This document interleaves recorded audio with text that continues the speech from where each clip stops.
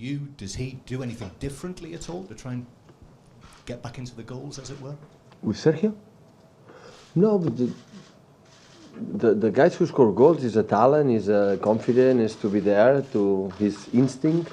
So it's nothing to do, it's just to go there, play, and how they have to move, how they have to create the spaces for himself, create his chances.